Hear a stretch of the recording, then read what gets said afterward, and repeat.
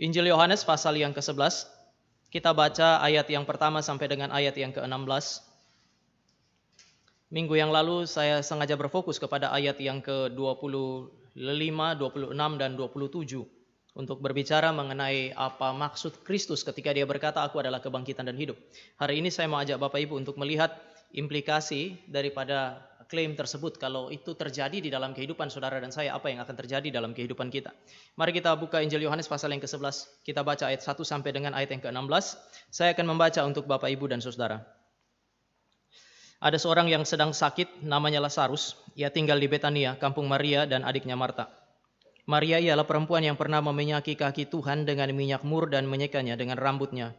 Dan Lazarus yang sakit itu adalah saudaranya. Kedua perempuan itu mengirim kabar kepada Yesus. "Tuhan, dia yang engkau kasihi sakit."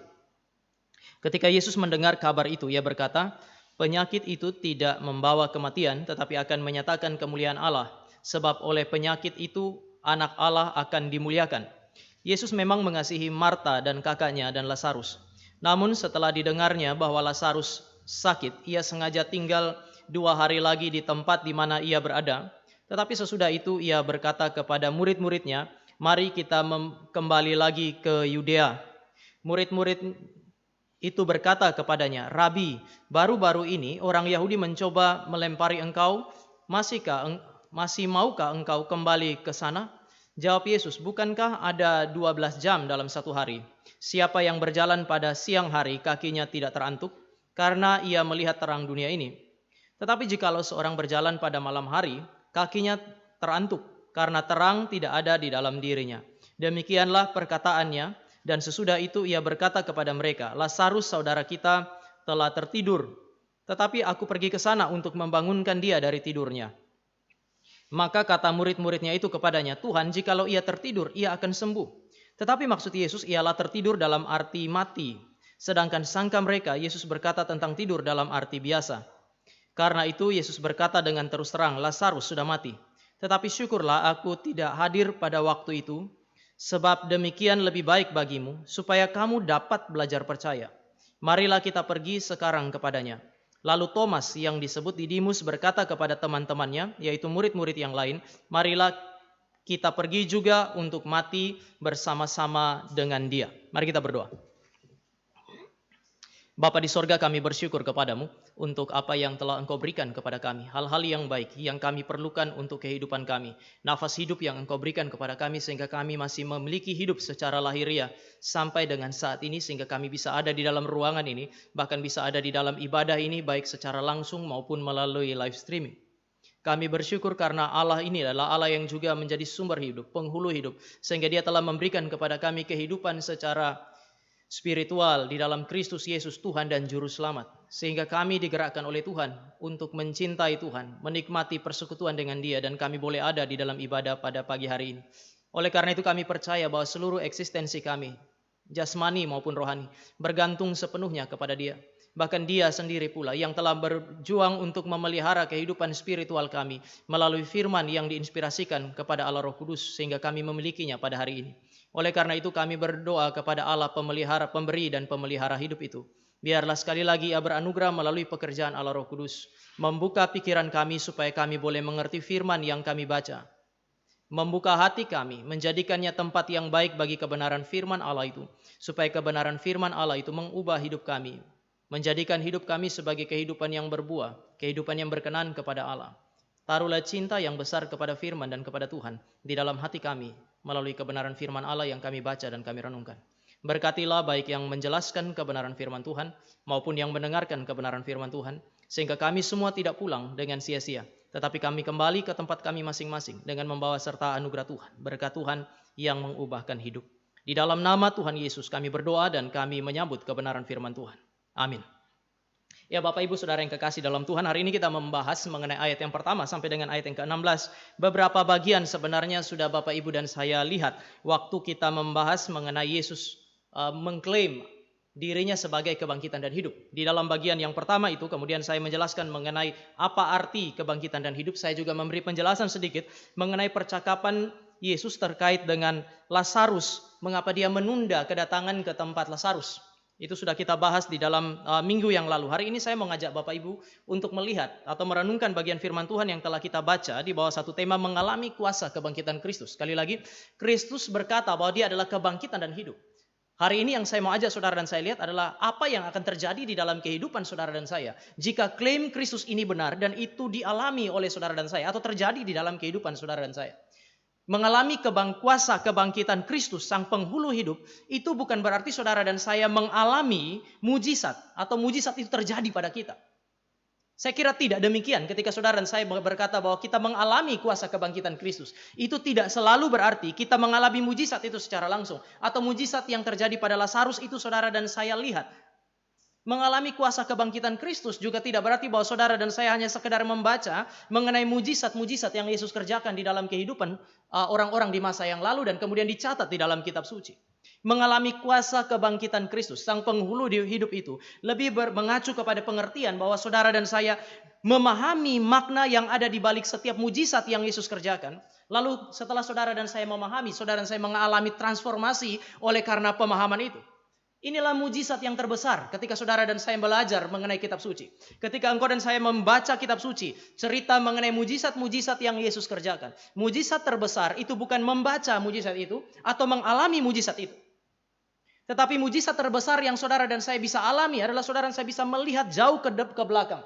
Di belakang daripada mujizat yang terjadi dan dilihat oleh semua orang, ada makna yang Allah berikan. Kalau saudara dan saya bisa memahami makna mujizat itu, kemudian saudara dan saya mengalami transformasi oleh karena pemahaman tersebut, saudara dan saya sementara mengalami mujizat yang jauh lebih besar daripada hanya sekedar melihat atau bahkan mengalami mujizat-mujizat yang Yesus kerjakan. Berkali-kali saya bilang dari mimbar ini bahwa mujizat dikerjakan oleh Yesus Kristus bukan demi mujizat. Tetapi ketika dia mengatakan bahwa dia mau melakukan sebuah mujizat, tujuannya seperti hari ini yang saudara dan saya baca. Tujuan Kristus melakukan mujizat adalah supaya saudara dan saya melihat kemuliaan Allah. Sekali lagi, tujuan dia membuat mujizat adalah supaya saudara dan saya melihat kemuliaan Allah. Dan bukan mengarahkan mata berhenti hanya kepada mujizat yang dia buat saja. Saudara dan saya harus melihat lebih jauh lagi ke belakang mujizat, fenomena yang saudara dan saya baca atau saudara dan saya lihat. Yaitu kemuliaan Allah. Tidak ada gunanya, sekali lagi, tidak ada gunanya saudara dan saya mengalami mujizat. Tidak ada gunanya saudara dan saya melihat mujizat. Tidak ada gunanya saudara dan saya mendengar dan membaca tentang mujizat di dalam kehidupan saudara dan saya. Tetapi saudara dan saya gagal untuk melihat kemuliaan Allah yang mau dinyatakan di balik mujizat itu. Tetapi kalau saudara dan saya memang melihat kemuliaan Allah yang mau ditegaskan oleh Kristus melalui mujizat-mujizat yang dia nyatakan. Saudara dan saya mengerti apa yang mau ditegaskan Kristus melalui mujizat-mujizat itu. Maka hidup saudara dan saya pasti mengalami transformasi. Sekali lagi, kalau kita mengerti dan kita mengalami makna di balik setiap mujizat. Maka hidup saudara dan saya seharusnya mengalami apa yang disebut sebagai transformasi. Ada 10 orang kusta datang kepada Yesus Kristus. Lalu mereka semua disembuhkan. Lebih banyak tidak balik. Gitu. Mereka mengalami mujizat kok. Sekali lagi, mereka mengalami mujizat. Orang Yahudi yang hari ini Bapak Ibu dan saya baca. Nanti kalau Bapak Ibu baca, teruskan pembacaan itu. Orang-orang Yahudi ini adalah saksi daripada kebangkitan Lazarus. Mereka melihat, sebagian di antara mereka mendengar. Lalu kalau saudara baca terus sampai dengan selesai pasal yang ke-11. Akhirnya mereka datang ke rumah Lazarus. Waktu Lazarus mengadakan pengucapan syukur oleh karena mujizat yang telah dikerjakan oleh Kristus di dalam kehidupan. Orang-orang Yahudi yang saya sebutkan ini adalah Yahudi yang mengalami mujizat. Yahudi yang kemudian melihat dan mendengar tentang mujizat. Mereka kagum. Terjadi kegemparan yang begitu luar biasa sehingga mereka semua datang ke Betania untuk melihat apa yang terjadi. Tetapi mereka tidak mengalami mujizat yang sesungguhnya, yaitu transformasi hidup. Bahkan kalau saudara dan saya melihat di dalam ayat yang ke-57 pasal yang ke-11. Imam-imam kepala orang-orang Farisi telah memberi perintah supaya setiap orang yang tahu di mana dia berada memberitahukannya agar mereka dapat menangkap dia. Jadi mereka melihat mujizat, sebagian mengalami mujizat, tapi tidak ada mujizat yang paling besar yang dimaksudkan oleh Kristus, yaitu transformasi hidup di dalam diri mereka. Mengapa? Karena mereka melihat semua itu, mereka mengalami itu secara lahiriah. Namun mereka tidak paham apa maksud Allah di belakang mujizat itu. Dan bagi saya, karena tidak paham, maka mereka tidak mungkin mengalami mujizat yang terbesar di dalam kehidupan mereka. Berkali-kali saya bilang, yaitu seperti mujizat dan makna di belakangnya. Itu seperti cincin perkawinan Bapak Ibu dan cinta yang disimbolkan oleh cincin itu. Mana yang saudara lebih inginkan? Cincin pernikahan atau cintanya? Ibu-ibu yang sudah menikah sampai hari ini tentu tidak ada yang pernah bilang kepada suaminya, sudahlah Pak, yang penting cincinnya lah. Kamu mau cari perempuan yang lain gak masalah lah, yang penting cincinnya ada. Saudara gak akan merasa cukup dengan cincin itu. Yang saudara dan saya inginkan adalah cintanya. Sehingga cincin boleh gak ada, yang penting cinta itu ada. Apa yang disimbolkan ada. Simbolnya penting, tetapi yang terpenting adalah apa yang disimbolkan. Mujizat penting, tetapi mujizat boleh ada, boleh gak ada. Hal yang terpenting yaitu makna di balik yang mau diceritakan oleh mujizat itu. Dan pengalaman yang ditawarkan oleh Kristus melalui mujizat-mujizat yang dia kerjakan. Itu adalah hal yang terpenting. Itu adalah hal yang saudara dan saya harus kejar di dalam kehidupan kita. Yesus bilang mujizat yang dia kerjakan terkait dengan kebangkitan Lazarus. Itu adalah mujizat yang dia kerjakan untuk menyatakan kemuliaan Allah. Yang dia kerjakan untuk menyatakan kemuliaannya. Dan minggu yang lalu saudara dan saya sudah lihat bahwa ketika Yesus membangkitkan Lazarus, mujizat kebangkitan Lazarus adalah mujizat yang dia pakai untuk meneguhkan kebenaran daripada klaim aku adalah kebangkitan dan hidup. Melalui klaim itu dia mau menyatakan dirinya sebagai penghulu hidup, sebagai sumber hidup, sebagai pemilik hidup. Hidup dan mati saudara dan saya bergantung kepada dia. Dia tidak bergantung kepada kita. Kitalah yang bergantung kepada dia untuk hidup dan eksistensi kita. Kebenaran daripada klaim ini diteguhkan dengan mujizat. Dia membangkitkan Lazarus dari antara orang mati. Melalui mujizat yang saudara dan saya renungkan minggu yang lalu itu, saudara dan saya bisa mengerti bahwa Kristus mau menyatakan siapa dia. Mujizat ini menyatakan kepada saudara dan saya mengenai pribadi Kristus. Sebagai pribadi yang ilahi, sumber hidup yang berdaulat atas segala sesuatu dalam kehidupan saudara dan saya. Minggu yang lalu saudara dan saya juga bisa melihat siapa Kristus melalui mujizat ini. Dia adalah pribadi yang memberikan kepada saudara dan saya apa yang disebut sebagai pengharapan dan jawaban bagi kita yang sementara bergumul dengan misteri kematian. Dia menunjukkan kepada saudara dan saya apa yang akan terjadi bagi orang-orang mati di akhir zaman nanti. Aku adalah kebangkitan. Barang siapa yang percaya kepadaku, dia akan hidup lagi meskipun dia sudah mati. Lalu kita bertanya, kalau begitu apa yang akan terjadi di antara kematian saya, hari kematian saya, dengan hari kedatangan Kristus yang kedua di mana saya akan dibangkitkan? Yesus bilang, aku adalah hidup. Barang siapa yang hidup, yang percaya kepadaku, dia tidak akan mati untuk selama-lamanya. Minggu yang lalu saya bilang ini bicara mengenai the fullness of joy. Oleh karena seketika saudara dan saya menikmati hidup hari ini secara lahiriah. Lalu saudara dan saya mendengar Injil. Saudara dan saya meresponi panggilan Kristus. Respon terhadap panggilan Kristus itu membawa saudara dan saya kepada kehidupan spiritual. Di dalam relasi secara spiritual dengan Allah. Di dalam relasi ini saudara dan saya menikmati the fullness of joy. Ketika saudara dan saya berhadapan dengan kematian. Pada saat saudara dan saya menghembuskan nafas kita untuk yang terakhir kalinya terkait dengan kehidupan lahiriah kita. Semua orang yang ada di sisi kita, kiri dan kanan kita, seberapapun mereka mencintai kita, mereka tidak bisa berbuat apa-apa. Mereka tidak bisa mencegah maut untuk menjemput saudara dan saya. Mereka juga tidak bisa menemani saudara dan saya untuk masuk ke dalam alam maut itu. Tetapi begitu nafas kita putus secara lahiriah, saat itu juga Kristus memegang tangan saudara dan saya. Wajah pertama yang saya percaya saudara dan saya lihat ketika saudara dan saya berhadapan dengan kematian, kalau engkau dan saya adalah orang yang telah menerima dia sebagai Tuhan dan Juru Selamat, adalah wajah Kristus, sang penghulu hidup itu. Dia adalah jawaban bagi manusia yang bergumul dengan misteri kematian. Waktu dia berkata, aku adalah kebangkitan dan hidup, dan dia membangkitkan Lazarus. Dia juga mau menunjukkan kepada saudara dan saya bahwa dia adalah Mesias yang mulia. Mesias yang menderita namun dia mulia. Karena penderitaannya menunjukkan kepada saudara dan saya penderitaan Allah. Di dalam diri Allah Bapa maupun di dalam diri Allah Anak. Ketika dia menjalani tugasnya, dia menjalani tanggung jawabnya sebagai Mesias yang menderita. Saudara dan saya bisa melihat kemuliaannya. Karena yang menderita di atas kayu salib itu adalah pribadi yang suci. Mengapa Allah mau menderita? Mengapa pribadi yang suci ini harus mati bagi saudara dan saya ketika dia menjalankan tugas sebagai Mesias? Minggu yang lalu saya bilang cuma ada satu alasan, yaitu cinta kasih Allah bagi saudara dan saya. Saudara lihat, mujizat ini dikerjakan untuk mengkonfirmasi klaim aku adalah kebangkitan dan hidup. Kalau saudara dan saya mau pahami mujizat kebangkitan Lazarus, pahamilah terlebih dahulu klaim Kristus, aku adalah kebangkitan dan hidup. Dengan demikian kita akan memahami pribadi dan karya Kristus.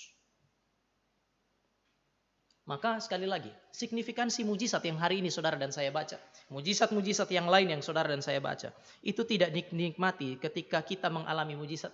Tidak dinikmati ketika saudara dan saya melihat dan mendengar mujizat, kemudian kita kagum, atau saudara dan saya kalau seperti orang Yahudi hari itu menjadi gempar gitu. Enggak. Signifikansi mujizat yang dikerjakan oleh Kristus itu saudara dan saya nikmati. Kapan? Pada saat saudara dan saya memahami makna mujizat itu. Pada saat saudara dan saya mengalaminya. Dan ketika saudara dan saya memahami dan mengalami apa yang Yesus ajarkan melalui mujizat dan firman yang dia ucapkan sebelum dia membuat mujizat, maka saudara dan saya pasti akan mengalami apa yang disebut sebagai transformasi hidup. Murid-murid Kristus, sekali lagi murid-murid Kristus dan orang Yahudi tidak mengalami apa-apa waktu mereka melihat mujizat itu, bukan? Waktu lihat mujizat mereka nggak alami apa-apa. Kapan transformasi terjadi dalam kehidupan murid-murid? Transformasi terjadi dalam kehidupan murid-murid pada saat mereka berjumpa dengan Yesus yang bangkit dari antara orang mati. Waktu mereka lihat mujizat, mereka punya perasaan itu tidak seperti orang pikir waktu lihat mujizat langsung kemudian mereka kagum dengan Yesus dan mereka langsung percaya. Setelah Yohanes pasal yang ke-11 ini, saudara masih lihat ada keraguan-raguan. Murid-murid tidak langsung percaya kepada Yesus Kristus. Namun kapan kehidupan mereka benar-benar berubah? Pada saat Yesus bangkit dari antara orang mati. Menyatakan diri kepada mereka. Disitulah mereka mengerti arti kalimat, aku adalah kebangkitan dan hidup. Disitulah mereka punya kehidupan mengalami apa yang disebut sebagai transformasi. Dan ini yang saya mau ajak saudara untuk lihat. Mari kita lihat di dalam konteks ayat yang kita baca hari ini. Mulai dari ayat yang ke-7. Di dalam ayat yang ke-6, minggu lalu saya sudah jelaskan Maria dan Marta mengirim kabar kepada Yesus Kristus. Dan kemudian mengatakan, Tuhan, Lazarus, orang yang engkau kasihi itu, sakit, dia sekarat, dia mau mati. Maka di dalam ayat yang ke-7 Yesus bilang kepada murid-murid, mari kita kembali lagi ke Yudea. Mau kembali ke Yudea dan kemudian menjumpai Lazarus. Menjumpai Maria dan Marta, orang-orang yang dia kasihi itu. Tetapi persoalannya adalah pasal 10 yang kita renungkan beberapa waktu yang lalu. Pasal 10 ayat 31 dan 39. Di Yudea, sekali lagi, di Yudea Yesus baru saja mau dibunuh. Saudara bisa perhatikan ayat yang ke-31 dan ayat 39. Dia mau dilempar dengan batu. Ini berarti terlalu beresiko untuk kembali ke Yudea. Tetapi Yesus bilang mari kita kembali ke Yudea. Artinya mau menjemput resiko itu, yaitu kematian. Maria dan Marta sebenarnya tahu ada resiko itu. Sehingga saudara dan saya tidak menemukan kalimat yang eksplisit. Sekali lagi. Saudara tidak menemukan kalimat eksplisit yang meminta Yesus kembali ke Yudea. Cuman memberitahukan bahwa Lazarus yang dikasihi oleh Yesus itu sekarat dan sebentar lagi akan mengalami apa yang disebut sebagai kematian. Murid-murid juga keberatan untuk kembali ke Yudea karena terlalu berisiko. Guru, apakah engkau mau kembali ke Yudea padahal engkau itu baru saja mau dilempar dengan batu sampai mati? Satu sisi mengasihi guru mereka karena takut gurunya dilempar dengan batu sampai mati. Sisi yang lain, saudara dan saya juga bisa membaca ketakutan di sana. Mereka tidak mau kembali karena kalau beresiko bagi gurunya, itu beresiko juga bagi murid. Saudara lihat di dalam ayat yang ke-13, ayat yang ke-16, Thomas kan bilang, mari kita kembali bersama-sama dengan dia dan mati bersama-sama dengan dia. Thomas tahu persis resikonya. Murid-murid tahu resikonya, maka mereka bilang, Tuhan engkau baru saja mau dilempar, kenapa harus kembali ke sana? Tapi saudara, apakah murid-murid ini terlalu takut sehingga ketakutan mereka ini terlalu buruk bagi saudara dan saya? Bagi mereka. Saya kira kadang-kadang saudara dan saya punya pengalaman yang sama, bukan? Ketakutan terhadap apa yang disebut sebagai kematian. Saya pernah kasih contoh ini di tempat ini dan saya mau coba ulangi. Bapak Ibu, mari coba kita memahami situasi murid-murid waktu mereka berdebat dengan Yesus. Mungkin kalau kita ada pada posisi mereka hari itu, kita juga berdebat dengan Tuhan Yesus. Waktu di kampus dulu di I3, ada satu teman dari Papua. Orang Papua tuh lucu-lucu. Saking lucunya akhirnya di kampus itu banyak sekali mereka dikerjain justru oleh kami karena mereka terlalu lucu gitu. Salah satu teman kami dari Papua itu main sepak bola jago sekali. Tetapi kalau dia main sepak bola dengan kaki telanjang, maksudnya nggak pakai sepatu, jago sekali dia. Rupanya di kampungnya dia terbiasa main sepak bola tanpa sepatu. Lalu kalau dia pakai sepatu, dia susah larinya. Nah, dia juniornya kami dan salah satu kesulitan kalau kami 17 Agustusan itu tanding antara angkatan. Salah satu kesulitannya kami adalah kalau main sepak bola bertanding dengan angkatan mereka, kalau dia lepas sepatu, kami sulit kejar dia. Itu orang larinya kayak kurcaci. Nah, kebetulan senior-senior itu biasanya panitia Agustusan. Maka satu kali waktu pas mereka masuk, kami tahu sulit kalau lawan mereka. Waktu diundi itu angkatannya kami harus lawan angkatan mereka. Saya bilang sama teman yang jadi ketua panitia, saya bilang begini, kalau dia tidak pakai sepatu, kita akan dapat masalah besar waktu bertanding. Terus teman saya tanya, jadi maksud kamu bagaimana? Bikin aturan, semua yang bertanding harus pakai sepatu. Wah, waktu keluar aturan itu semua protes, terutama teman yang satu ini. Tapi ya pertandingan tetap berlangsung gitu. Ya tetap dia pakai sepatu, dia kesulitan sampai dia banting sepatunya dia. Tapi mereka menang juga gitu.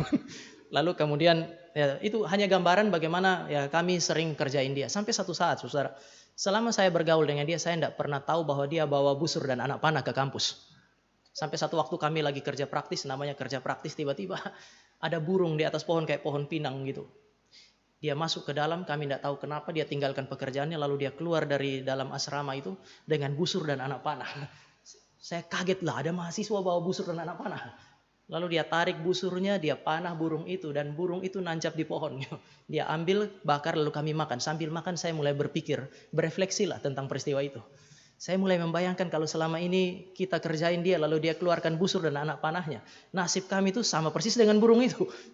Satu kali kami lagi kerja praktis, dia kerja sama-sama dengan kami, lalu teman saya mulai godain dia. Waktu dia balik belakang, saya bilang sama teman saya bilang, kamu hentikan kebiasaan kita ini. Lalu teman saya tanya, kenapa? Saya bilang, kalau kamu mau bernasib sama dengan burung yang kemarin, lanjutkan. Kalau kamu nggak mau, jangan.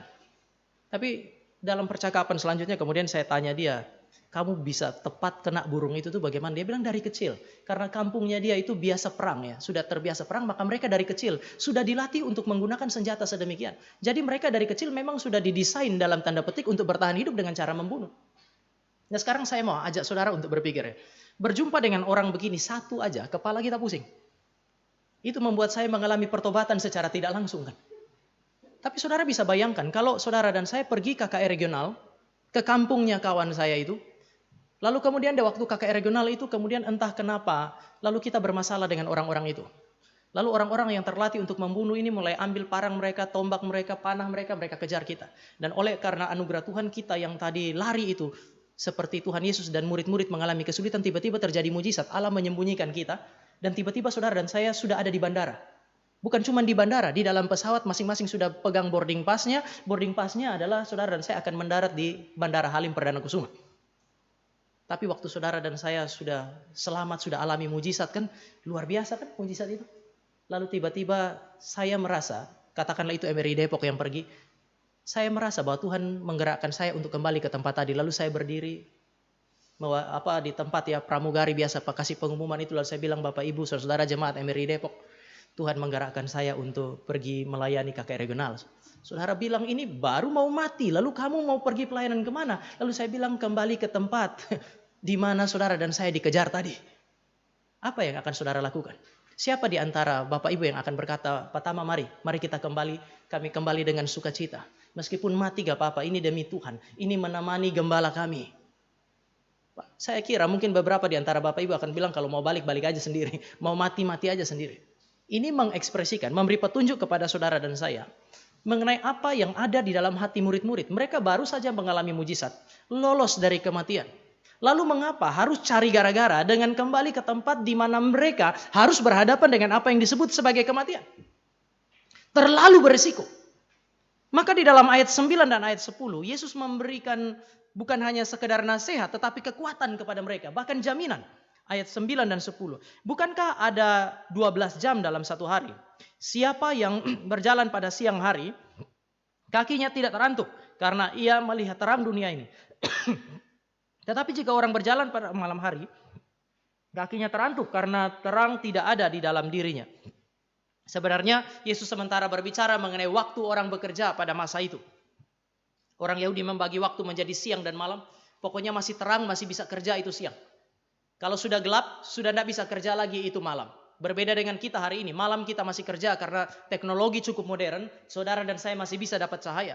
Pada masa itu tidak demikian. Pada siang hari orang bisa berjalan, orang bisa bekerja. Kalau mereka berjalan dan masih ada cahaya, maka Yesus pakai istilah mereka selamat. Tetapi pada malam hari, Ketika sudah gelap, tidak bisa bekerja. Saudara dan saya memaksakan diri untuk berjalan, sangat besar kita celaka karena kita nggak dapat perspektif dari cahaya pada hari itu. Yang Yesus maksudkan paling tidak ada dua. Bekerjalah selama siang, artinya selama ada kesempatan. Selama Tuhan masih kasih kesempatan bagi saudara dan saya untuk bekerja, untuk melayani dia, manfaatkanlah waktu itu untuk melayani dia. Ini berkaitan dengan pelayanan. Minggu depan kita akan bahas bagian ini. Tetapi Yesus juga mau bilang bahwa selama masih ada siang, selama masih ada kesempatan, selama tidak ada kesulitan yang menghambat saudara dan saya untuk melayani, yaitu aniaya dan kematian, maka saudara dan saya harus ambil kesempatan untuk kemudian melayani dia. Ada waktu, seolah-olah Yesus mau bilang, ada waktu di mana Allah mengizinkan saudara dan saya berhadapan dengan aniaya dan kesulitan. Ada waktu di mana Allah mengizinkan saudara dan saya tidak berhadapan dengan aniaya, kesulitan, bahkan kematian. Waktu Yesus bilang hari masih siang, mari kita pergi dan bekerja. Yesus mau menunjukkan kepada mereka bahwa mereka tidak akan berhadapan dengan apa yang disebut sebagai kematian dan aniaya. Yesus mau kuatkan hati mereka. Yesus menjamin mereka taat saja, karena kalau engkau pergi bersama dengan aku kembali ke Yudea, ke Betania, engkau tidak akan teraniaya. Engkau tidak akan mati. Sebaliknya kalau engkau taat, engkau akan melihat kehidupan, sehingga ada dasar bagi engkau untuk berharap. Tetapi murid-murid tetap tidak mau pergi. Ayat 11 dan ayat 12. Saudara lihat kalimat selanjutnya atau percakapan sebelumnya. Demikianlah perkataannya, dan sesudah itu ia berkata kepada mereka, Lazarus saudara kita telah tertidur, tetapi aku pergi ke sana untuk membangunkan dia dari tidurnya. Ayat 12, murid-murid mengimplikasikan bahwa mereka masih belum mau kembali. Kata murid-murid itu kepadanya, Tuhan, jikalau ia tertidur, ia akan sembuh. Yesus bilang, pokoknya saya tetap mau pergi. Saya mau bangunkan Lazarus, saudara kita yang tertidur. Murid-murid yang lain bilang, jangan Tuhan. Kalau dia tidur kan bagus. Justru kalau dia tidur ya jangan.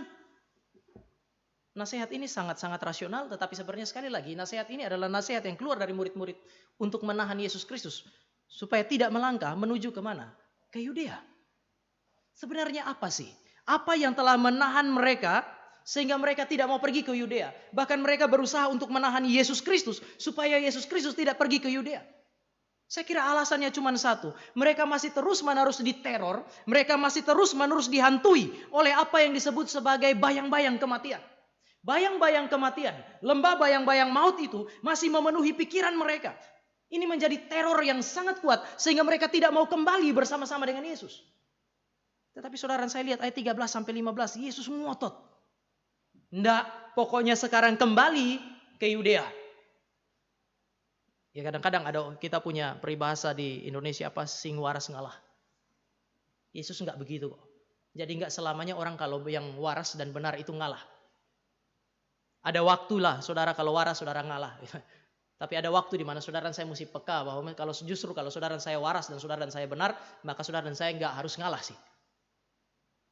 Saudara bisa aplikasikan di dalam banyak hal. Namun saya pribadi adalah salah satu yang percaya bahwa tidak selamanya saudara dan saya kalau waras dan benar kemudian kita ngalah.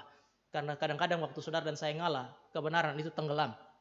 Ada waktu di mana saudara dan saya mesti berdiri tegak dan kemudian menegaskan benar sebagai benar, salah sebagai salah. Dan tidak harus mengalah. Kalau memang harus ada perdebatan, ya haruslah terjadi perdebatan. Kalau memang harus terjadi di dalam tanda petik kericuhan, ya memang mesti terjadi apa yang disebut sebagai kericuhan. Tidak harus selalu kita ngalah gitu. Tapi Yesus juga nggak mengalah dan kemudian Thomas bilang kalimat yang sangat monumental di dalam ayat 16. Marilah kita pergi juga bersama-sama dengan dia. Untuk apa? Untuk mati bersama-sama dengan dia. Saudara, kalimat ini seringkali dibaca secara negatif. Seolah-olah kalimat ini adalah kalimat yang mengekspresikan siapa Thomas yang sebenarnya, yaitu orang yang ragu-ragu. Sehingga saudara dan saya waktu baca kalimat ini, memang orang kalau makin banyak bicara itu makin banyak kelihatan salahnya mungkin.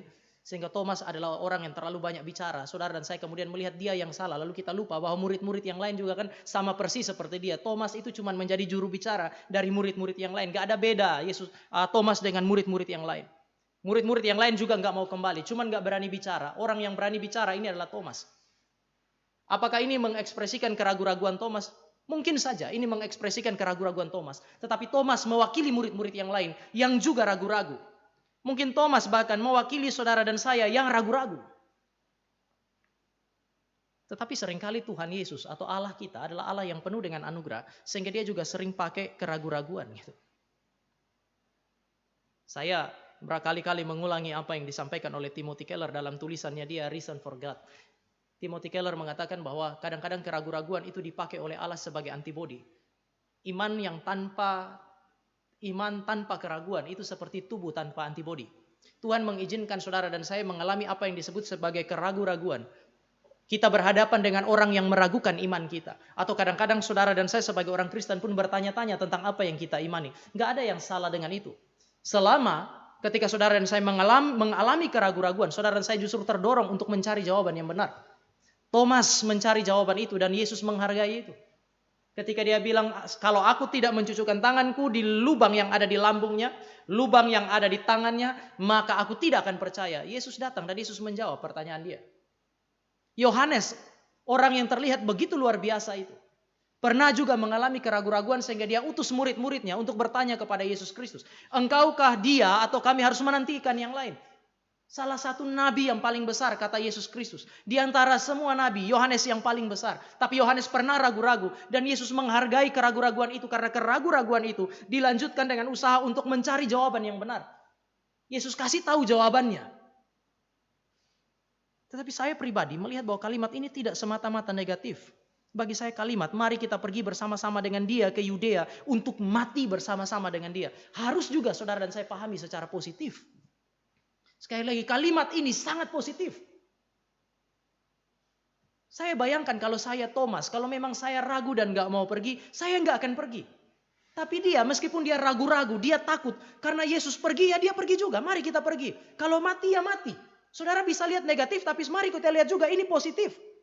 Karena dia guru. Pada masa itu yang namanya murid akan hadir bersama-sama dengan guru. Maka ketika dua murid Yohanes itu datang dan tanya kepada Yesus, Guru, di mana rumahmu? Yesus bilang, mari ikutlah aku dan lihat. Dan sejak saat itu mereka ikut Yesus kemana dia pergi. Itu murid zaman dulu. Ya kita sekarang mahasiswa, saya juga masih mahasiswa. Kita mahasiswa zaman sekarang kan yang penting SKS selesai. Begitu selesai SKS, goodbye dosen. Tapi zaman dulu tidak bisa begitu. Zaman dulu yang namanya guru dan murid itu kadang-kadang mereka hidup bersama-sama. Tinggal bersama-sama sehingga mereka dengar pengajaran guru, lihat hidupnya. Karena dia anggap Yesus sebagai rabinya. Dia anggap Yesus sebagai gurunya. Maka dia bilang kepada teman-temannya, dia seorang pemimpin yang baik. Mari kita ragu, kita takut. Tapi karena dia kembali ya kita kembali, kita murid. Kalau dia mati, kita mati bersama-sama dengan dia. Bukankah saudara dan saya juga bisa melihat komitmen seorang murid yang tulus, yang mau mengikut gurunya. Tetapi sekali lagi, mungkin ini sebuah kalimat yang satu sisi positif dan benar, tetapi kalimat yang terlalu emosional, bukan? Faktanya, ketika mereka harus berhadapan dengan kematian yang sesungguhnya waktu Yesus ditangkap di Taman Getsemani. Apa yang dilakukan oleh Thomas? Apa yang dilakukan oleh murid-murid? Thomas yang bilang, mari kita kembali untuk mati bersama-sama dengan dia. Seolah-olah ini adalah sebuah keputusan yang berani. Tetapi waktu berhadapan dengan kenyataan yang sesungguhnya bahwa mereka harus berhadapan dengan maut karena mereka harus mengikuti Yesus Kristus, mereka nggak sanggup genapi itu. Sehingga kalau saya mau cerita, kasih gambaran cerita ini sampai dengan peristiwa Bukit Golgota atau Getsemani, maka mereka bisa ikut dan menemani Yesus Kristus nanti sampai ke Yudea. Sekali lagi, mereka ikut Yesus Kristus sampai ke Yudea. Sehingga mereka melihat mujizat dan kemudian mereka terkagum-kagum dengan Yesus Kristus. Namun mujizat itu tidak cukup untuk meniadakan teror dari bayang-bayang kematian di dalam pikiran mereka. Sekali lagi, mujizat yang mereka lihat, mujizat yang dialami oleh orang percaya, mujizat yang saudara dan saya lihat dan saudara dan saya dengar, itu tidak akan pernah cukup untuk meniadakan teror, untuk meniadakan apa yang disebut sebagai hantu kematian, bayang-bayang maut di dalam kehidupan saudara dan saya. Rupanya bayang-bayang maut atau bayang-bayang kematian, ketakutan itu lebih kuat dari mujizat.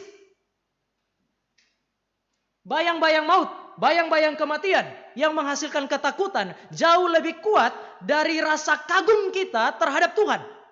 Maka mujizat dan rasa kagum kepada Allah nggak cukup. Mereka tidak bisa setia bersama dengan Yesus. Mereka bisa sampai di Yudea. Tapi sayangnya mereka berhenti di Taman Getsemani. Mereka tidak bisa berjalan bersama dengan Yesus sampai ke Golgota. Dan seperti yang kemudian dikatakan oleh Thomas, supaya mati bersama-sama dengan dia. Komitmen yang tulus, tetapi terlalu emosional. Mereka tidak bisa genapi itu. Pada saat Yesus ditangkap, mereka lari meninggalkan dia. Bahkan Markus bercerita mengenai orang yang lari dengan telanjang. Terlalu takut. Orang kalau sudah takut, sudah nggak tahu malu lagi, bukan? Lari dengan telanjang. Dia tinggalkan pakaiannya. Setelah mereka lari, mereka tercerai-berai seperti domba yang tak bergembala. Menggenapi apa yang Yesus katakan. Kalau gembala dipukul, domba itu akan tercerai-berai. Dan pada saat mereka berkumpul, mereka masih berkumpul di dalam ketakutan terhadap otoritas Yahudi. Yohanes menceritakan itu. Saking takutnya mereka kunci pintu itu dari dalam. Berkumpul bersama-sama, namun sama-sama depresi. Tidak ada satu yang bisa ada di tengah-tengah mereka untuk menguatkan yang lain. Bayang-bayang kematian terlalu kuat. Ketakutan menguasai mereka. Mengapa? Karena mereka melihat mujizat. Mereka mengalami banyak sekali mujizat. Namun mereka tidak paham apa yang mereka lihat dan mereka alami itu. Tapi perubahan bagi saya baru terjadi secara radikal. Waktu Yesus bangkit dari antara orang mati. Yesus menampakkan diri kepada mereka. Saya kira waktu Yesus berkata, aku adalah kebangkitan dan hidup, mereka dengar. Mereka lihat mujizat itu. Tapi mereka belum bisa mengkorelasikan antara mujizat dengan maknanya. Kapan mereka sadar kalimat Yesus ini benar? Aku adalah kebangkitan dan hidup. Mereka baru benar-benar sadar. Mereka baru benar-benar mengerti firman Tuhan itu. Mereka baru benar-benar mengalami itu ketika Yesus datang dan menyatakan diri kepada mereka. Waktu Yesus datang dan menyatakan diri kepada mereka, Thomas, orang yang ragu-ragu itu, mewakili murid-murid yang lain dan menyatakan sebuah kalimat yang sangat berani. Tuhanku dan Allahku. Dan saya kira kali ini kalimat yang berani itu tidak lahir secara emosional, tetapi lahir dari sebuah pengertian yang sangat-sangat dalam. Saudara dan saya bisa lihat perubahan radikal di dalam kehidupan Thomas dan murid-murid yang lain. Thomas kemudian menjadi orang yang benar-benar memberi nyawanya untuk Kristus. Dia pergi ke India. Dia memberitakan Injil di sana. Untuk menyatakan bahwa Yesus Kristus adalah satu-satunya Tuhan dan Juru Selamat di dalam dunia. Berita ini diberitakan di mana? Diberitakan di negeri yang sangat mempercayai banyak Tuhan dan banyak dewa. Akhirnya Thomas mati sebagai martir di India. Orang-orang yang takut kematian. Kematian yang terlihat begitu kuat itu seolah-olah sudah tidak punya daya terhadap mereka. Setelah mereka berjumpa dengan Yesus yang bangkit dari antara orang mati. Yakobus anak Zebedeus. Mati sebagai martir pertama yang dipenggal kepalanya oleh Herodes Agripa I. Yudas yang saudara dan saya sebut sebagai Tadeus. Mati sebagai martir karena menolak untuk menyangkali Yesus. Simon orang Selot mati disalib karena menolak untuk menyangkali Yesus. Matias yang menggantikan Yudas dirajam dan dipenggal di Yerusalem karena menolak untuk menyangkali Yesus. Petrus orang yang emosional dan penakut itu, apa yang terjadi dengan dia? Tradisi gereja mengatakan dia mati disalib dengan kepala ke bawah. Andreas juga mati tersalib di Edesa. Sudah disalib, dia disalib sambil dicambuk. Tetapi selama 2 hari sebelum berjumpa dengan kematian, dia terus berkhotbah di atas kayu salib. Memberitakan mengenai Kristus yang mati dan bangkit. Yakobus dilempar dari menara bait Allah. Waktu dia sampai ke bawah dia belum mati. Kepalanya dipukul dengan pentung supaya dia mati. Bartolomeus yang saudara sebut sebagai Nathanael disalibkan di Armenia. Matius dibaringkan di tanah lalu dipancung kepalanya. Filipus dicambuk dan dibunuh di Firgia. Tidak ada satu murid. Tidak ada satu murid yang tidak berhadapan dengan kematian sedemikian. Saudara bisa bilang Yohanes enggak mengalami, ya. Tapi Yohanes mengalami penderitaan yang begitu hebat. Sampai dengan kematiannya dia. Orang-orang yang takut penderitaan. Orang-orang yang takut dengan kematian. Waktu mereka berjumpa dan memahami apa yang disebut sebagai kebangkitan dan hidup. Hidup mereka mengalami transformasi. Mereka semua punya ciri yang sama. Takut dengan kematian. Mereka lari meninggalkan Yesus. Mereka mengurung diri setelah Yesus mati. Karena mereka takut terhadap kematian. Tetapi mereka juga punya ciri yang sama ketika mereka berjumpa dengan Yesus yang sama. Yang memberi firman yang sama. Yang membuktikan bahwa firman-Nya adalah kebenaran. Ketika mereka memahami dan kemudian mereka mengalami apa yang dikatakan oleh Kristus itu. Saudara dan saya menemukan bahwa mereka menjadi orang-orang yang begitu berani menginjili. Mereka menjadi orang-orang yang tidak takut mati. Dan setelah perjumpaan dengan Kristus itu, perjumpaan ini mengubah seluruh hidup mereka. Sehingga mereka kemudian menjadi orang yang mengikut Kristus. Sampai kapan? Sampai mati. Mereka mati bersama-sama dengan Kristus. Mereka sekarang betul-betul menjadi murid Kristus yang berjalan di jalan yang sama dengan Yesus Kristus. Waktu Yesus berkata, aku adalah Mesias yang akan mati. Petrus datang lalu Petrus bilang kepada Yesus Kristus, sekali-kali hal itu tidak akan terjadi kepadamu. Yesus bilang kepada Simon Petrus, get behind me, Satan. Yesus bukan bilang enyah, tetapi pergi ke belakangku, setan. Dan setelah kebangkitan Yesus Kristus, Petrus berjalan pelan-pelan di belakang Yesus Kristus, menapaki jalan yang sama yang ditempuh oleh Yesus Kristus. Dan akhirnya dia mati tersalib seperti Yesus Kristus. Turning point-nya di mana? Titik baliknya ada di mana? Titik baliknya ada. Terjadi. Mereka sampai pada titik balik itu. Mereka menjumpai titik balik itu. Ketika mereka paham siapa Yesus Kristus.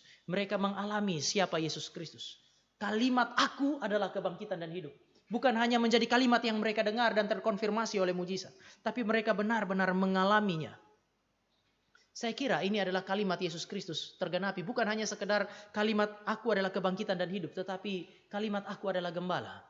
Gembala yang mengumpulkan domba-domba yang telah tercerai-berai itu. Oleh karena perjumpaan dengan Kristus yang bangkit ini.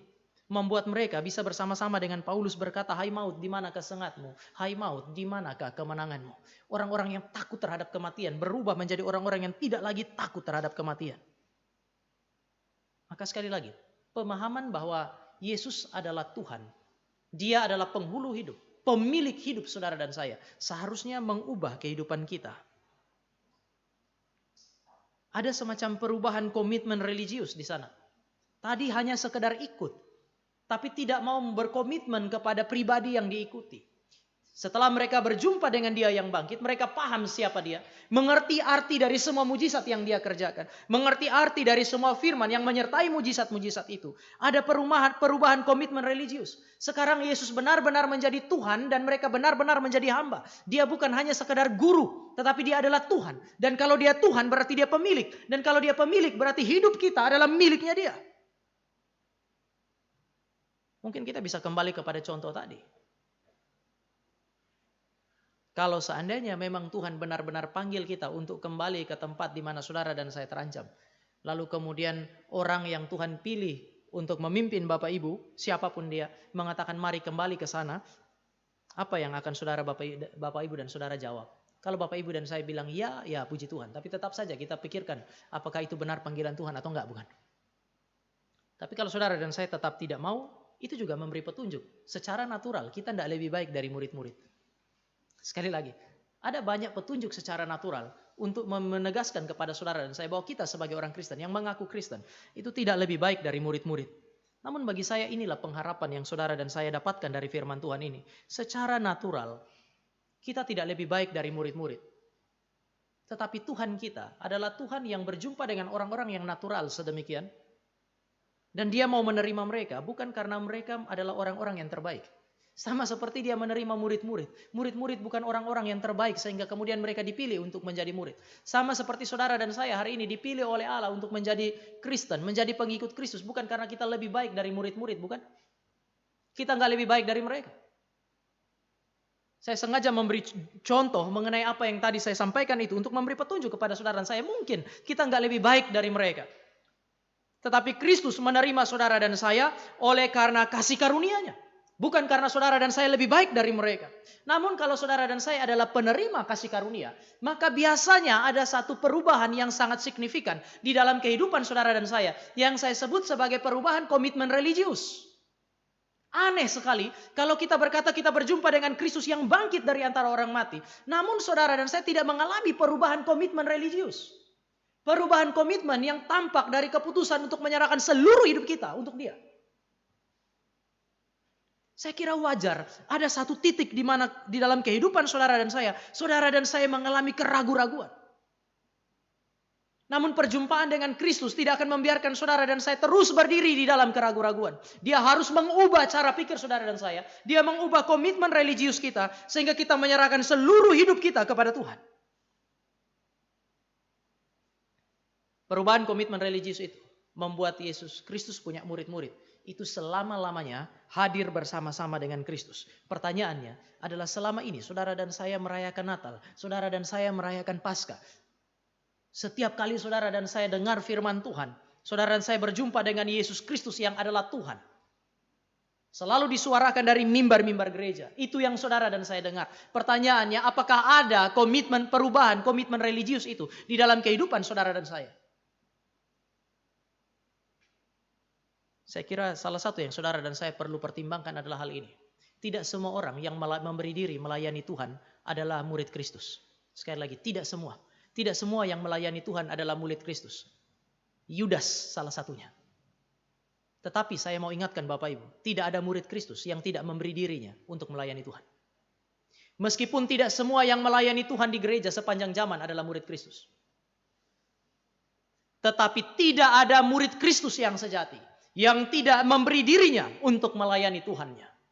Kalau memang Kristus adalah Tuhan dan Allah di dalam kehidupan saudara dan saya, salah satu cirinya, saudara dan saya akan melayani dia sampai kapan? Sampai mati. Bahkan bukankah Wahyu memberi petunjuk bahwa orang-orang yang sudah mati sebagai martir, ketika mereka ada di dalam sorga, di hadapan tahta Allah itu, mereka masih memuji, mempermuliakan dia dan melayani dia.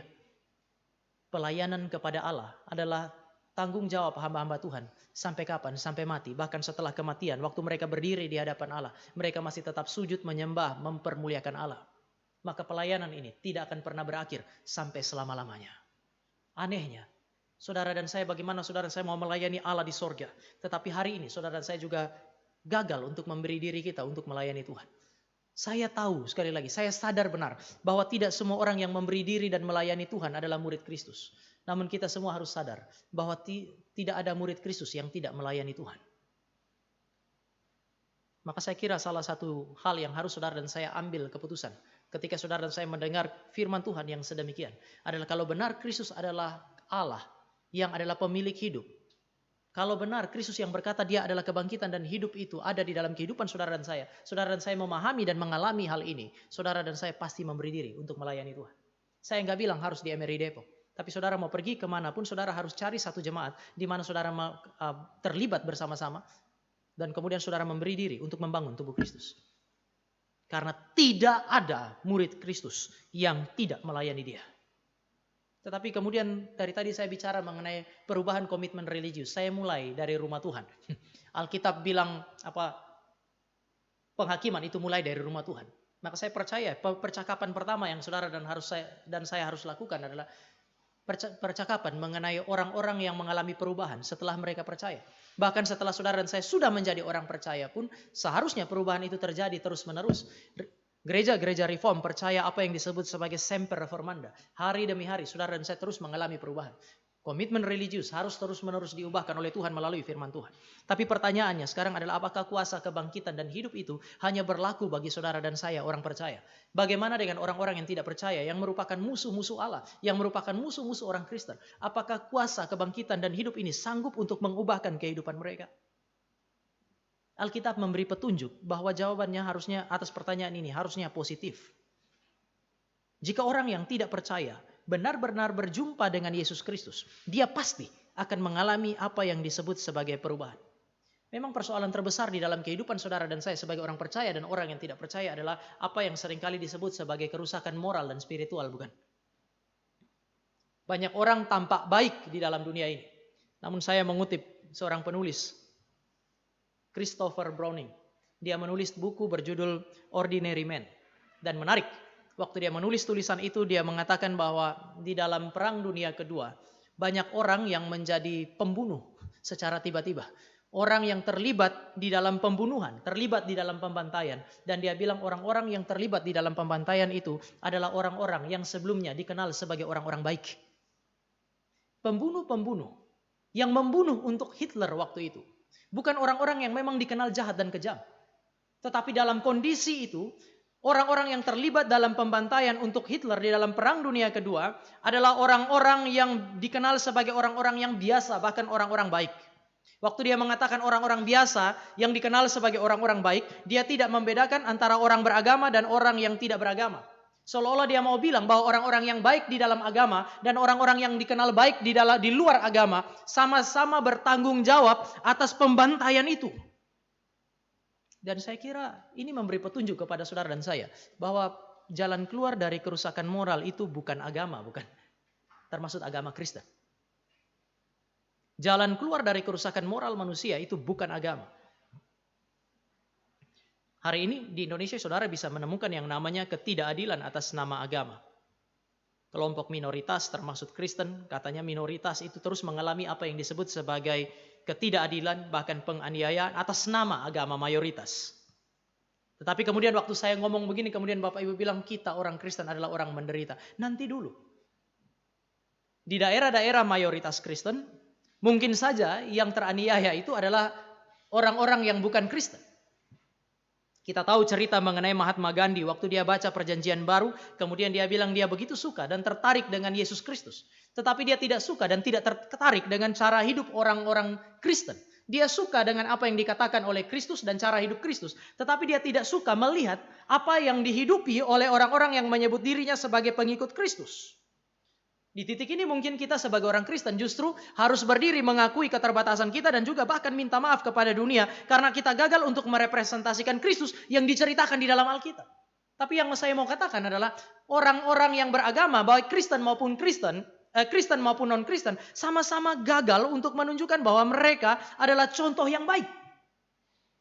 Persoalan moral, persoalan spiritual yang hancur itu bukan hanya ada di luar Kristen, ada juga di dalam kekristenan. Yesus mengkritisi agama. Yesus dibunuh oleh orang-orang beragama. Tetapi juga jalan keluar dari moralitas yang buruk, spiritualitas yang buruk tentu saja bukan meninggalkan agama. Kita juga bisa sebut banyak nama orang yang tidak beragama. Hitler, Stalin, Mussolini, Mao Zedong.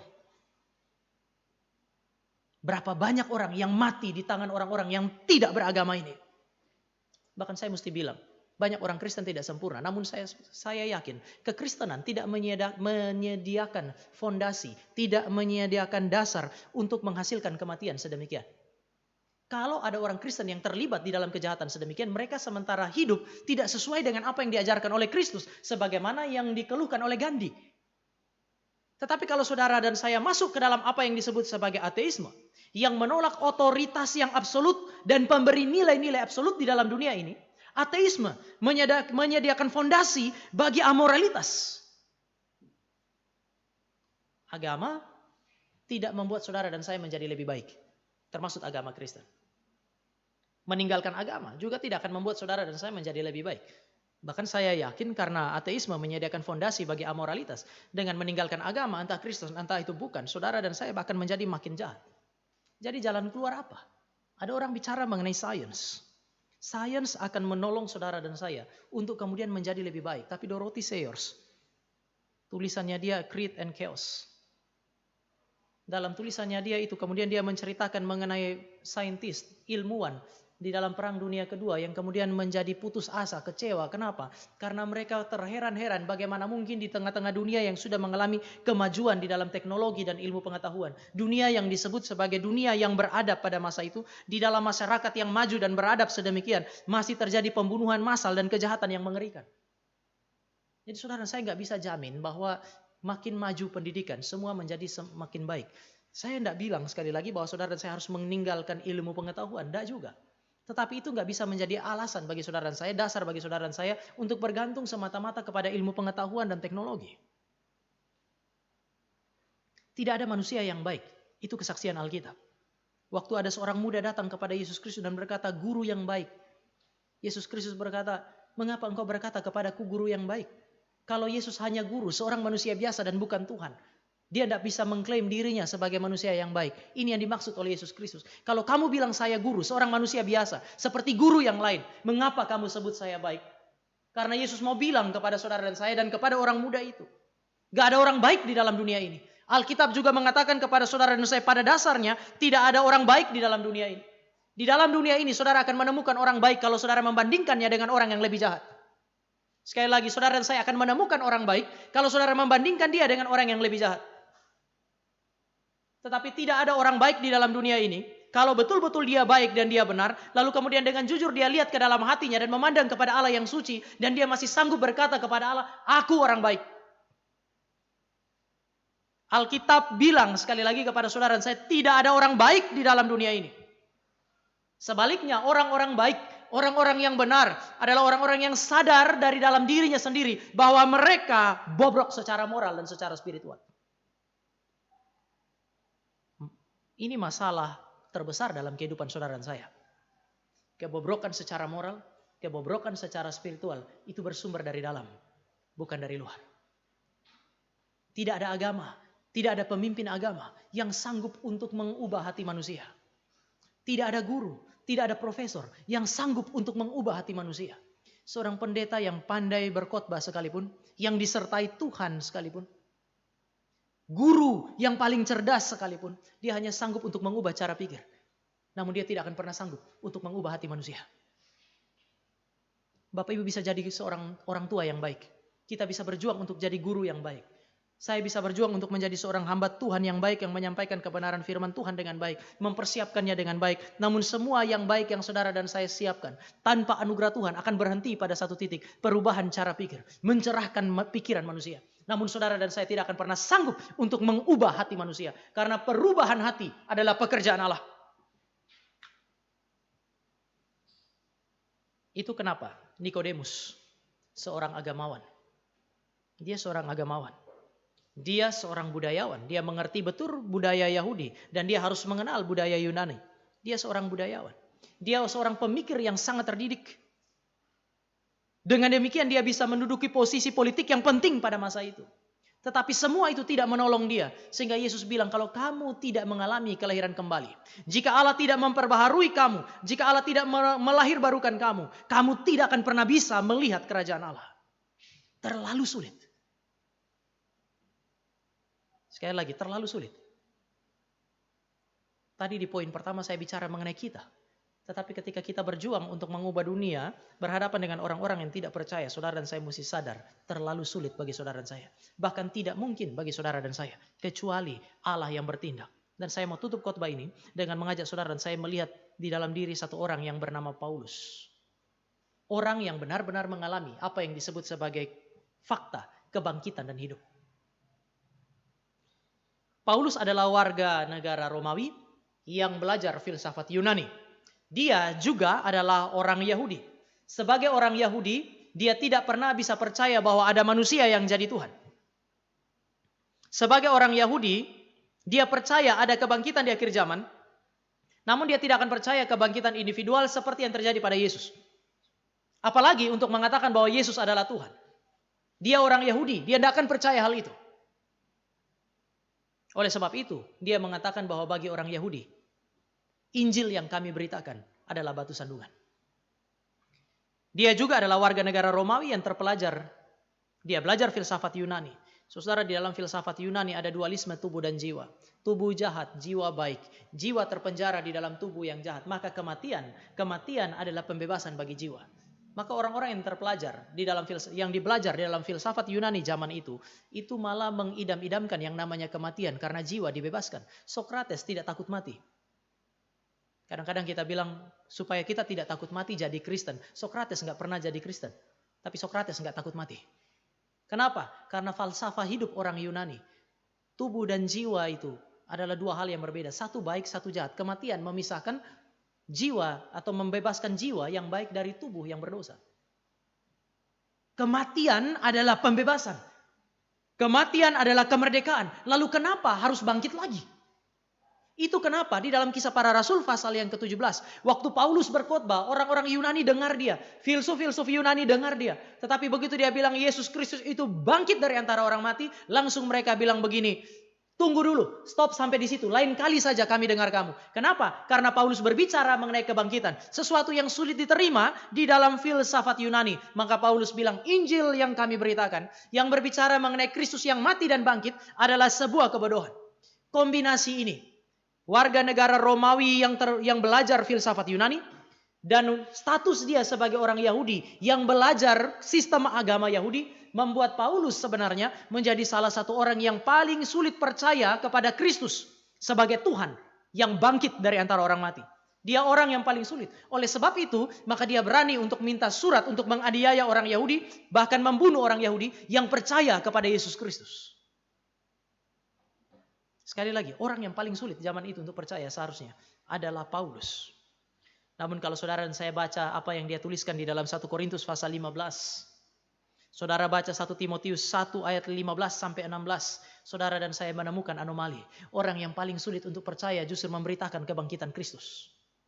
Orang yang paling sulit percaya Yesus adalah Tuhan adalah orang yang berkali-kali menyuarakan ketuhanan Kristus. Oleh sebab itu saudara-saudara kita yang tidak percaya mengenai tulisan-tulisan Paulus hari ini waktu mereka bilang agama Kristen itu bukan ajaran Yesus Kristus. Agama Kristen adalah ajarannya Paulus. Mengapa? Karena Paulus berkali-kali menekankan Kristus adalah Tuhan. Ini anomali. Ini sesuatu yang tidak mungkin keluar dari mulut atau keluar dari pikiran dari orang yang belajar agama Yahudi secara teliti. Itu mustahil. Tetapi Paulus mengalami hal ini. Sebuah perubahan yang begitu luar biasa. Transformasi yang sulit untuk dijelaskan. Kapan perubahan ini terjadi? Paulus berkali-kali menceritakan perubahannya terjadi setelah dia berjumpa dengan Yesus yang bangkit dalam perjalanan ke Damsyik. Waktu Yesus yang bangkit itu menyatakan diri kepada Paulus, Paulus tidak bisa menyangkali lagi fakta bahwa Yesus bangkit dari antara orang mati. Setelah dia berjumpa dengan Yesus yang bangkit, dia tidak bisa lagi menolak fakta bahwa Yesus adalah Tuhan. Apa yang diberitakan oleh murid-murid dan orang Kristen, bahwa Yesus adalah kebangkitan dan hidup, adalah fakta yang tidak bisa ditolak. Oleh sebab itu segalanya berubah di dalam kehidupan orang yang bernama Saulus itu.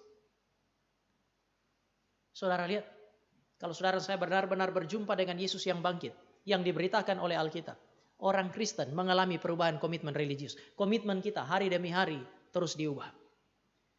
Tetapi kalau ada orang yang tidak percaya, benar-benar berjumpa dengan Kristus yang mati dan bangkit, yang berkata kepada saudara dan saya bahwa dia adalah kebangkitan dan hidup, maka orang paling jahat di dalam dunia ini pun masih bisa mengalami apa yang disebut sebagai perubahan hidup. Hari ini kalau saudara dan saya merindukan saudara kita, suami kita, orang-orang yang kita kasihi itu mengalami apa yang disebut sebagai perubahan hidup, saudara dan saya punya satu tanggung jawab, memberitakan Kristus yang adalah kebangkitan dan hidup. Di dalam pemberitaan mengenai Kristus yang adalah kebangkitan dan hidup, saudara dan saya tidak boleh meloloskan berita ini. Dia adalah Allah yang menjadi manusia, yang telah menderita, mati, dan bangkit dari antara orang mati. Saudara bisa tidak berbicara mengenai mujizat-mujizat yang dia kerjakan. Saudara boleh tidak berbicara mengenai masa kecilnya dia yang memang tidak dicatat di dalam Alkitab. Namun di dalam penginjilan, di dalam usaha untuk mengubah dunia, di dalam usaha untuk mengubah kehidupan orang-orang yang saudara dan saya kasihi, Injil yang sejati harus disampaikan. Maka saya kira orang tua yang mengasihi anaknya tidak mungkin tidak memberitakan Injil kepada anaknya. Hamba Tuhan yang mengasihi jemaatnya tidak mungkin tidak memberitakan Injil yang sejati kepada domba-domba yang dipercayakan kepadanya. Istri yang mengasihi suami, suami yang mengasihi istri. Tidak mungkin tidak berulang kali menegaskan kembali mengenai Kristus yang mati di atas kayu salib bagi suami atau istrinya. Ekspresi cinta kasih Allah yang paling dalam bagi saudara dan saya adalah dia memberi Kristus bagi saudara dan saya. Maka ekspresi cinta kasih saudara dan saya yang paling dalam bagi orang-orang yang kita kasihi adalah menceritakan Kristus yang telah diberikan Allah bagi saudara dan saya. Saya mau tutup dengan ini. Kalau saudara dan saya melihat seluruh cerita ini, saudara dan saya tetap masih bisa merasakan dan menyadari kegagalan gereja, kegagalan orang Kristen, kegagalan hamba Tuhan, kegagalan pemimpin dan gembala yang menyebut diri mereka Kristen di dalam merepresentasikan Kristus. Ini harus disesali. Tadi saya bilang bahkan kita perlu minta maaf kepada dunia ini karena kita sama-sama gagal. Saya pakai kata kita, berarti itu termaksud saya. Tetapi kegagalan gereja, kegagalan saudara dan saya, kegagalan orang Kristen lainnya, kegagalan hamba Tuhan, kegagalan gembala itu tidak meniadakan signifikansi dan kuasa Kristus sang kebangkitan dan hidup itu. Sampai hari ini di tengah-tengah kegagalan gereja ini, sampai dengan waktu di mana dia akan datang kedua kalinya, Yesus masih tetap berdiri di titik yang sama sebagai seorang gembala. Untuk menawarkan kepada saudara dan saya hal-hal yang paling esensial di dalam kehidupan ini yang dalam beberapa minggu ini kita pelajari. Dia tetap berdiri untuk berkata bahwa dia adalah hidup itu. Aku adalah kebangkitan dan hidup. Aku adalah roti hidup. Apa yang lebih esensial daripada hidup? Pribadi yang sama masih berdiri dan mengetuk pintu hati saudara dan saya dan berkata, aku adalah kehidupan. Hal yang paling esensial di dalam kehidupan saudara dan saya, di dalam hidup yang Allah berikan ini adalah kebenaran. Dan Kristus berkata, aku adalah kebenaran. Dia berkata, aku adalah terang yang menawarkan kebenaran itu kepadamu. Dan nanti di akhir dari seluruh perenungan kita mengenai 7 klaim Kristus, dia berkata, aku adalah kebenaran. Di tengah-tengah hidup, usaha untuk mencari kebenaran, hal yang paling esensial itu adalah keselamatan. Dan dia bilang, aku adalah gembala yang baik yang memberikan nyawaku bagi domba-dombaku. Di bagian akhir dari seluruh perenungan saudara dan saya, dia akan berkata, aku adalah jalan. Tidak ada yang bisa datang kepada Bapa kalau tidak melalui aku. Tawaran dari sang gembala yang sempurna ini masih ada sampai sekarang, dan saya mau ingatkan saudara, di dalam semua agama tidak ada tawaran yang sedemikian. Sekali lagi, di dalam semua agama saudara tidak akan menemukan tawaran yang sedemikian datang dari satu pribadi dengan klaim yang begitu mutlak. Gak ada.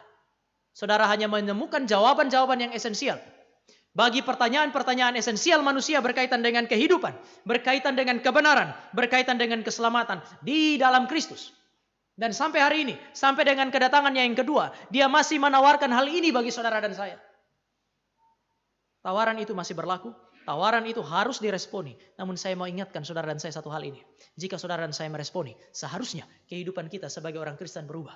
Dan jika engkau hari ini adalah bukan orang percaya dan engkau mau meresponi panggilan ini, ada satu ciri. Transformasi, perubahan di dalam hidup. Dan perubahan itu harusnya sebuah perubahan yang radikal. Perubahan yang sedemikian engkau dan saya tidak akan temukan di dalam pribadi yang lain. Saudara dan saya hanya akan menemukannya di dalam Kristus. Mari kita berdoa. Kami bersyukur kepadamu oleh karena firman yang engkau berikan kepada kami. Engkau adalah kebangkitan dan hidup. Engkau meneguhkan klaim ini dengan membangkitkan Lazarus. Dan hari ini kami boleh belajar bahwa jika kami mengerti kebenaran ini dan mengalami kebenaran ini, maka sebagai orang Kristen, hari demi hari kehidupan kami akan terus diperbaharui. Komitmen religius kami kepada Tuhan akan terus diperbaharui. Sehingga tidak ada yang akan menghalangi kami untuk memberi diri kami, hidup kami untuk melayani Tuhan sampai dengan kematian kami. Jika kami mengalami hal ini, maka sejahat apapun kami, sejauh apapun kami dari Tuhan, pengalaman ini, pengertian ini akan menarik kami datang kepada Tuhan sehingga hidup kami diubahkan oleh Tuhan. Kami bersyukur karena sebagai gereja Tuhan, suara ini, panggilan ini terus-menerus disuarakan kepada kami, diperdengarkan kepada kami supaya kami datang kepada Tuhan. Terima kasih untuk cinta kasih Tuhan yang begitu besar. Terima kasih untuk cinta kasih Tuhan yang begitu dalam, yang terus-menerus ditawarkan kepada kami untuk kami nikmati di dalam kehidupan ini. Namun biarlah Tuhan Engkau memberikan sekali lagi anugerah bagi kami. Lembutkan hati kami, supaya kami mau meresponi panggilan Tuhan ini.